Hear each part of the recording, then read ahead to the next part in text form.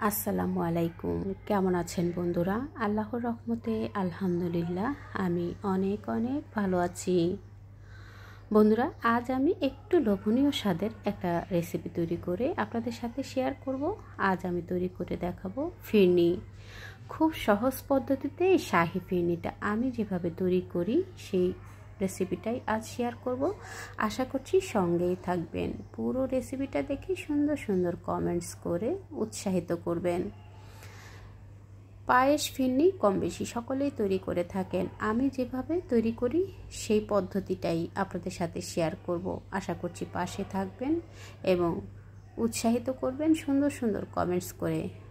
এই শাহী ফিরনিটা তৈরি করার জন্য আমি এখানে আগের থেকে 3 লিটার লিকুইড দুধ জাল করে 1.5 লিটার করে নিয়েছি। বন্ধুরা, অবশ্যই কিন্তু দুধটাকে আগের থেকে জাল করে ঘন করে নিলে, ঘন দুধ দিয়ে যদি ফিরনিটা রান্না করা হয় তাহলে ফিরনিটা খেতে ভীষণ ভালো লাগে। যখন দুধের কালারটা চেঞ্জ হয়ে গেছে এবং 1.5 লিটার হয়ে গেছে, সে সময় আমি এখানে দিয়ে দিলাম 2 মুঠো সুগন্ধি পোলাওর চাল। আপনারা চাইলে গোবিন্দভোগ চাল দিয়েও এই ফিরনিটা তৈরি করতে পারেন, তবে আমার হাতের কাছে গোবিন্দভোগ চাল না থাকায় আমি সুগন্ধি পোলাওর চাল দিয়েই তৈরি করছি। স্বাদ মতো লবণ দিয়ে দিলাম। আর চালটাকে আমি 1 ঘন্টা আগে ভালোভাবে ধুয়ে নিয়ে চালটাকে ভিজিয়ে নিয়েছি। সেই আস্ত চালটাই আমি দিয়েছি। আপনারা চাইলে চালটাকে একটু ভেঙে গুঁড়ো করে দিতে পারেন শিলপাটাতে অথবা ব্লেন্ডারে। ফ্লেভারের জন্য আমি এখানে এলাচ দিয়ে দিলাম 4-5টা। আমি এলাচের মুখটাকে একটু ফাটিয়ে দিয়েছি, খুব সুন্দর ফ্লেভার আসবে। কিছু বাদাম কুচি দিয়ে দিলাম। আমি এখানে কাঠবাদাম এবং কাজু বাদাম একসাথে মিক্স করে নিয়ে একটু শিলনোড়া দিয়ে থেতো করে গুঁড়ো করে নিয়েছি।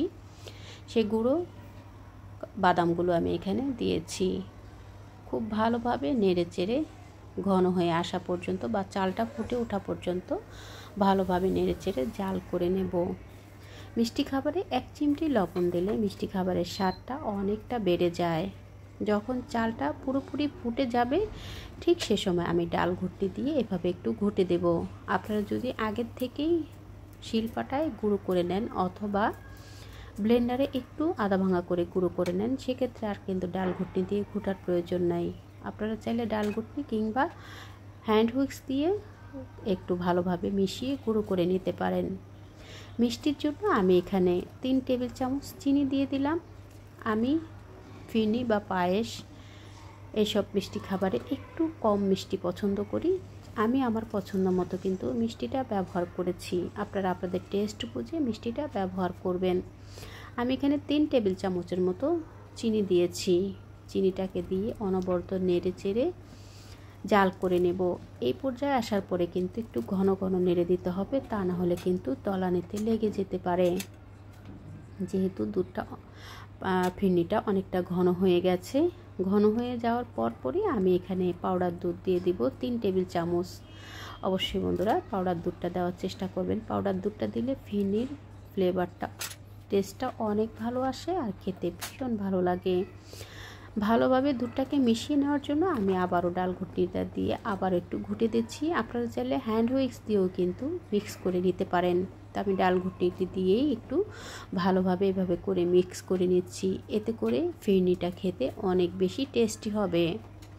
তো বন্ধুরা দেখুন, খুব সুন্দর আঠালো একটা ভাব চলে এসেছে। ফিরনির খুব সুন্দর একটা ফ্লেভার এবং কালারও কিন্তু চলে এসেছে। ঠিক এই পর্যায়ে আসার পরে আমি চুলাটা অফ করে দেব। খুব ঘন একটু নেড়ে চেড়ে একটু জাল করার পরে এরপর আমি চুলাটা অফ করে দিয়ে গরম থাকা অবস্থায় আমি যে বাটিতে সেট করব সেই বাটিতে আমি ঢেলে নেব। ঠান্ডা হয়ে যাওয়ার পরে কিন্তু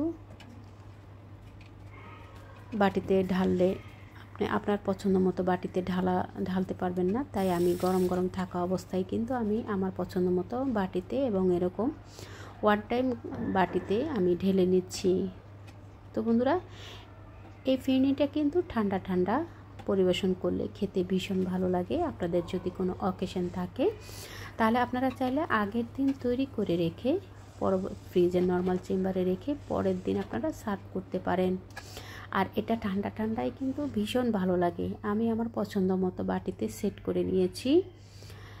এরপর আমি গার্নিশিং করে নিচ্ছি। আমি এখানে কিছু বাদাম কুচি দিয়ে গার্নিশিংটা করে নিচ্ছি। আপনারা আপনাদের পছন্দ মতো গার্নিশিংটা করে নেবেন। চাইলে আপনারা এমনিতেও রেখে দিতে পারেন।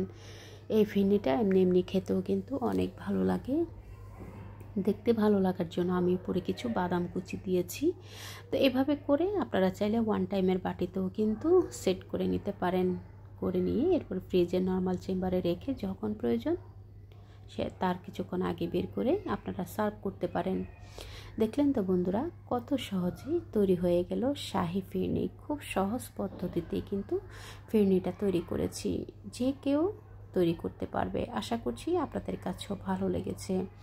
ভালো লেগে থাকলে আপনারাও ট্রাই করবেন এবং কেমন হলো কমেন্টস করে জানাবেন। আপনাদের একটা লাইকস, একটা কমেন্টসের মাধ্যমে আমার এই রেসিপিটা পৌঁছে যাবে আরও অনেক বন্ধুদের কাছে। তারাও আপনাদের মতো করে আমাকে সাপোর্ট করতে পারবে। পরবর্তী রেসিপি দেখার আমন্ত্রণ রইল। ভালো লেগে থাকলে আপনারা ট্রাই করবেন। আপনারা আপনাদের টাইমলাইনে শেয়ার করে দিয়ে ফ্যামিলি ফ্রেন্ডসকে দেখার সুযোগ করে দিবেন। পরবর্তী রেসিপি দেখার আমন্ত্রণ রইল। দেখা হবে পরবর্তী কোনো রেসিপির সঙ্গে। সেই পর্যন্ত সকলের সুস্বাস্থ্য কামনা করছি। আল্লাহ হাফেজ।